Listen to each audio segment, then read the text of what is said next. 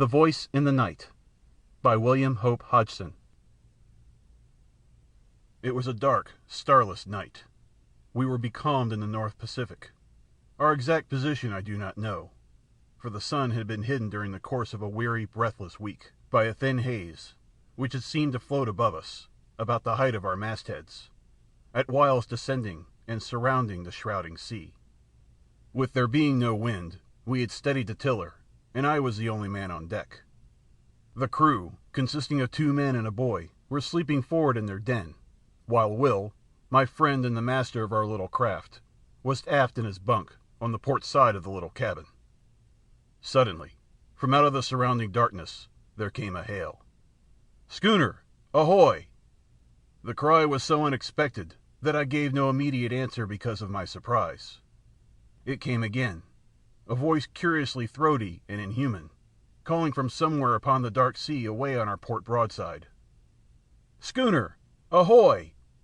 "Hello!" I sung out, having gathered my wits somewhat. "What are you? What do you want?" "You need not be afraid," answered the queer voice, having probably noticed some trace of confusion in my tone. "I am only an old man." The pause sounded oddly, but it was only afterwards that it came back to me with any significance. "Why don't you come alongside, then?" I queried somewhat snappishly, for I liked not his hinting at my being a trifle shaken. I can't. It wouldn't be safe. The voice broke off, and there was silence. "What do you mean?" I asked, growing more and more astonished. "Why not safe? Where are you?"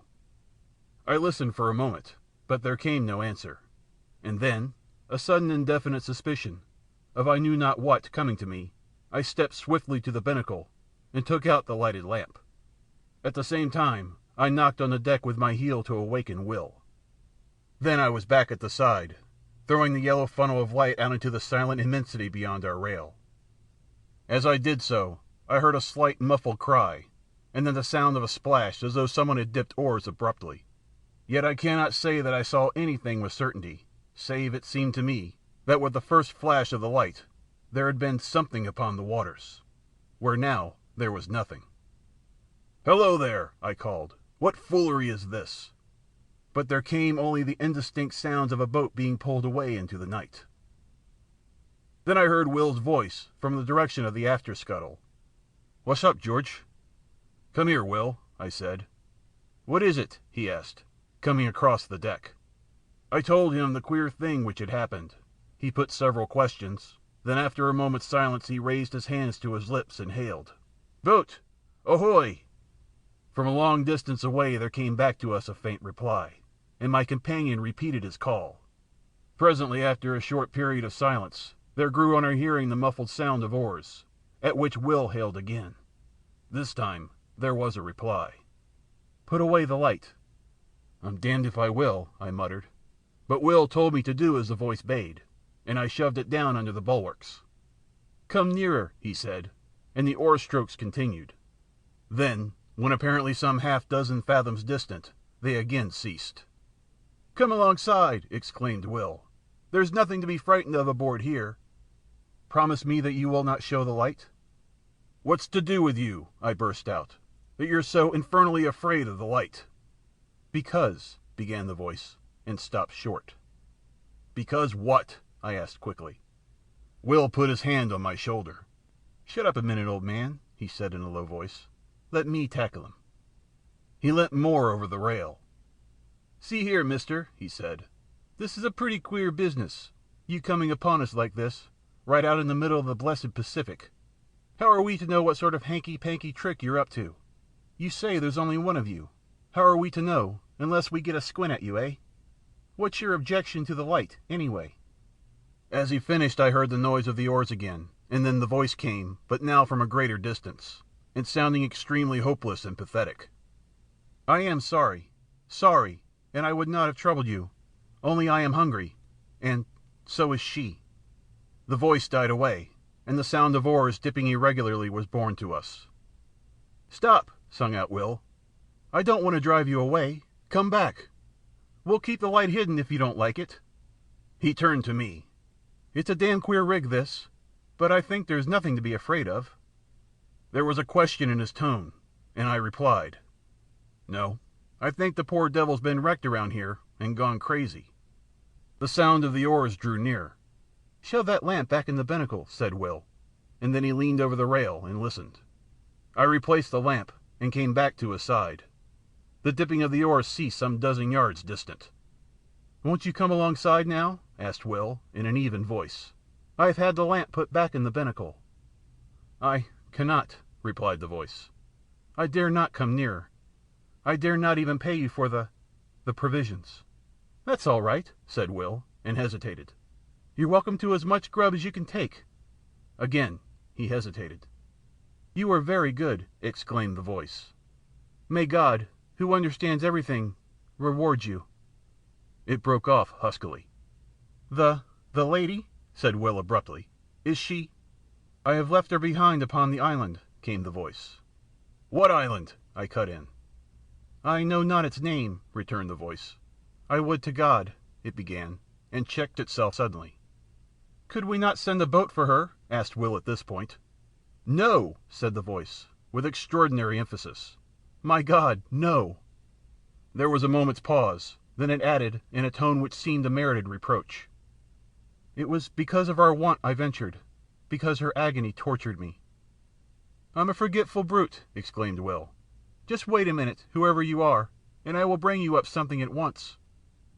In a couple of minutes he was back again, and his arms were full of various edibles. He paused at the rail. "Can't you come alongside for them?" he asked. "No, I dare not," replied the voice, and it seemed to me that in its tones I detected a note of stifled craving, as though the owner hushed a mortal desire. It then came to me in a flash that the poor old creature out there in the darkness was suffering for actual need of that which Will held in his arms, and yet because of some unintelligible dread refraining from dashing to the side of our little schooner and receiving it. And with the lightning-like conviction there came the knowledge that the invisible was not mad, but sanely facing some intolerable horror. "Damn it, Will," I said, full of many feelings, over which predominated a vast sympathy. "Get a box. We must float off the stuff to him in it." This we did, propelling it away from the vessel out into the darkness by means of a boat-hook.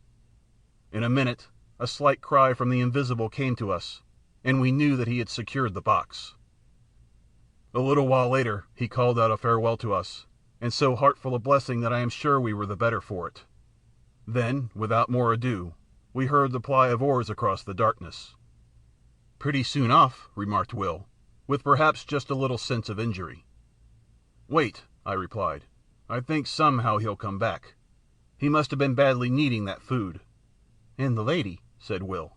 For a moment he was silent, then he continued, "It's the queerest thing ever I've tumbled across since I've been fishing." "Yes," I said, and fell to pondering. And so the time slipped away, an hour, another, and still Will stayed with me, for the queer adventure had knocked all desire for sleep out of him. The third hour was 3 parts through, when we heard again the sound of oars across the silent ocean. "Listen," said Will, a low note of excitement in his voice. "He's coming, just as I thought," I muttered. The dipping of the oars grew nearer, and I noted that the strokes were firmer and longer. The food had been needed. They came to a stop a little distance off the broadside, and the queer voice came again to us through the darkness. "Schooner, ahoy!" "That you?" asked Will. "Yes," replied the voice. "I left you suddenly, but there was great need." "The lady?" questioned Will. "The lady is grateful now on earth. She will be more grateful soon in heaven." Will began to make some reply in a puzzled voice, but became confused and broke off short. I said nothing. I was wondering at the curious pauses, and apart from my wonder, I was full of great sympathy. The voice continued. "We, she and I, have talked, as we shared the result of God's tenderness and yours." Will interposed, but without coherence. "I beg of you not to belittle your deed of Christian charity this night," said the voice. "Be sure that it has not escaped his notice." It stopped, and there was a full minute's silence. Then it came again. "We have spoken together upon that which has befallen us. We had thought to go out without telling any of the terror which has come into our lives. She is with me in believing that tonight's happenings are under a special ruling, and that it is God's wish that we should tell you all that we have suffered since... Yes, said Will softly. Since the sinking of the Albatross. Ah, I exclaimed involuntarily. She left Newcastle for Frisco some 6 months ago, and hasn't been heard of since. Yes, answered the voice, but some few degrees to the north of the line she was caught in a terrible storm, and demasted. When the day came it was found that she was leaking badly, and presently, it falling to a calm, the sailors took to the boats, leaving a young lady, my fiancée, and myself upon the wreck. We were below, gathering a few of our belongings when they left. They were entirely calloused through fear, and when we came up upon the deck we saw them only as small shapes afar off upon the horizon. Yet we did not despair, but set to work and constructed a small raft. Upon this we put such few matters as it would hold, including a quantity of water and some ship's biscuit. Then, the vessel being very deep in the water, we got ourselves onto the raft and pushed off. It was later, when I observed that we seemed to be in the way of some tide or current, which bore us from the ship at an angle, so that in the course of 3 hours, by my watch, her hull became invisible to our sight, her broken mast remaining in view for a somewhat longer period. Then, towards evening, it grew misty, and so through the night. The next day we were still encompassed by the mist, the weather remaining quiet. For 4 days we drifted through this strange haze, until, on the evening of the 4th day, there grew upon our ears the murmur of breakers at a distance. Gradually it became plainer, and somewhat after midnight it appeared to sound upon either hand at no very great space. The raft was raised upon a swell several times, and then we were in smooth water, and the noise of the breakers was behind. When the morning came, we found that we were in a sort of great lagoon, but of this we noticed little at the time, for close before us, through the enshrouding mist, loomed the hull of a large sailing vessel. With one accord we fell upon our knees and thanked God, for we thought that here was the end of our perils. We had much to learn. The raft drew near to the ship, and we shouted on them to take us aboard, but none answered. Presently the raft touched against the side of the vessel, and seeing a rope hanging downwards I seized it and began to climb. Yet I had much ado to make my way up, because of a kind of grey, lichenous fungus which had seized upon the rope, and which blotched the side of the ship lividly. I reached the rail and clambered over it on to the deck. Here I saw that the decks were covered in great patches with grey masses, some of them rising into nodules several feet in height. But at the time I thought less of this matter than of the possibility of there being people aboard the ship. I shouted, but none answered. Then I went to the door below the poop deck. I opened it and peered in. There was a great smell of staleness, so that I knew in a moment that nothing living was within, and with the knowledge I shut the door quickly, for I felt suddenly lonely. I went back to the side where I had scrambled up. My sweetheart was still sitting quietly upon the raft. Seeing me look down, she called up to know whether there was any on board of the ship. I replied that the vessel had the appearance of having been long deserted, but that if she would wait a little, I would see whether there was anything in the shape of a ladder by which she could ascend to the deck. Then we would make a search through the vessel together. A little later, on the opposite side of the decks, I found a rope side ladder. This I carried across, and a minute afterwards she was beside me. Together we explored the cabins and apartments in the after part of the ship, but nowhere was there any sign of life. Here and there within the cabins themselves we came across odd patches of that queer fungus, but this, as my sweetheart said, could be cleansed away. In the end, having assured ourselves that the after portion of the vessel was empty, we picked our way to the bows, between the great ugly grey nodules of that strange growth, and here we made a further search which told us that there was indeed none aboard but ourselves. This being now beyond any doubt, we returned to the stern of the ship and proceeded to make ourselves as comfortable as possible. Together we cleared out and cleaned 2 of the cabins, and after that made examinations whether there was anything edible in the ship. This I soon found was so, and thanked God in my heart for his goodness. In addition to this, I discovered the whereabouts of the fresh water pump, and having fixed it, I found the water drinkable, though somewhat unpleasant to the taste. For several days we stayed aboard the ship, without attempting to get to the shore. We were busily engaged in making the place habitable. Yet even thus early we became aware that our lot was even less to be desired than might have been imagined. For though as a first step we scraped away the odd patches of growth that studded the floors and walls of the cabins and salon, yet they returned almost to their original size within the space of 24 hours, which not only discouraged us, but gave us a feeling of vague unease. Still, we would not admit ourselves beaten, so set to work afresh, and not only scraped away the fungus, but soaked the places where it had been with carbolic, a canful of which I had found in the pantry. Yet by the end of the week the growth had returned in full strength, and in addition it had spread to other places, as though our touching it had allowed germs from it to travel elsewhere. On the 7th morning my sweetheart woke to find a small patch of it growing on her pillow, close to her face. At that she came to me, so soon as she could get her garments upon her. I was in the galley at the time lighting the fire for breakfast. "Come here, John," she said, and led me aft. When I saw the thing upon her pillow I shuddered, and then and there we agreed to go right out of the ship and see whether we could not fare to make ourselves more comfortable ashore. Hurriedly we gathered together our few belongings, and even among those I found the fungus had been at work, for one of her shawls had a little lump of it growing near one edge. I threw the whole thing over the side, without saying anything to her. The raft was still alongside, but it was too clumsy to guide, and I lowered down a small boat that hung across the stern, and in this we made our way to the shore. Yet as we drew near to it, I became gradually aware that here the vile fungus, which had driven us from the ship, was growing riot. In places it rose into horrible fantastic mounds, which seemed almost to quiver, as with a quiet life, when the wind blew across them. Here and there it took on the forms of vast fingers, and in others it just spread out flat and smooth and treacherous. Odd places it appeared as grotesque stunted trees, seeming extraordinarily kinked and gnarled, the whole quaking vilely at times.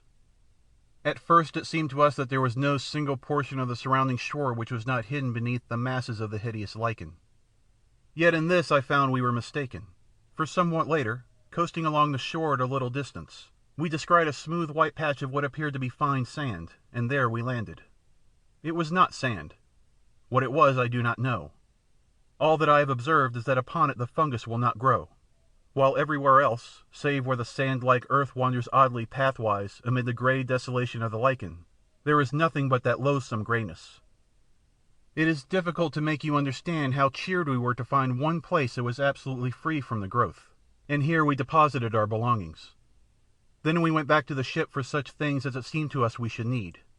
Among other matters, I managed to bring ashore with me one of the ship's sails, with which I constructed 2 small tents, which, though exceedingly rough-shaped, served the purpose for which they were intended. In these we lived, and stored our various necessities, and thus for a matter of some 4 weeks all went smoothly and without particular unhappiness. Indeed, I may say with much of happiness, for we were together. It was on the thumb of her right hand that the growth first showed. It was only a small circular spot, much like a little grey mole. My God, how the fear leapt to my heart when she showed me the place. We cleansed it between us, washing it with carbolic and water. In the morning of the following day, she showed her hand to me again. The grey, warty thing had returned. For a little while, we looked at one another in silence. Then, still wordless, we started again to remove it. In the midst of the operation, she spoke suddenly. "What's that on the side of your face, dear?" Her voice was sharp with anxiety. I put my hand up to feel.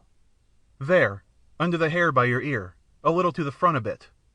My finger rested upon the place, and then I knew. "Let us get your thumb done first," I said, and she submitted, only because she was afraid to touch me until it was cleansed.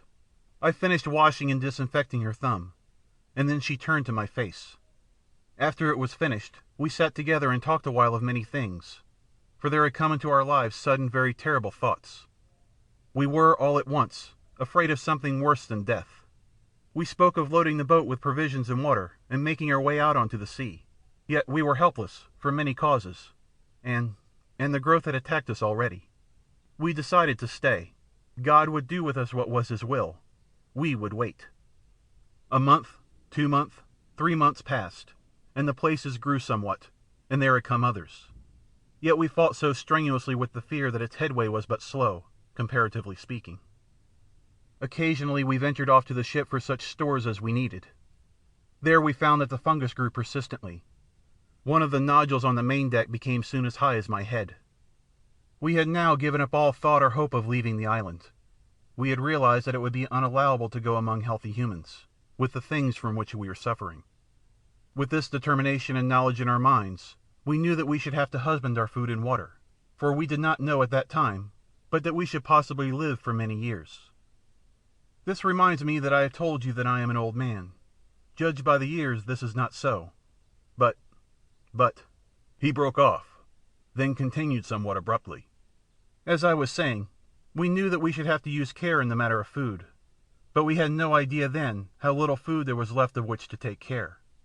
It was a week later that I made the discovery that all the other bread tanks, which I had supposed full, were empty, and that, beyond odd tins of vegetables and meat and some other matters, we had nothing on which to depend but the bread in the tank which I had already opened. After learning this, I bestirred myself to do what I could, and set to work at fishing in the lagoon, but with no success.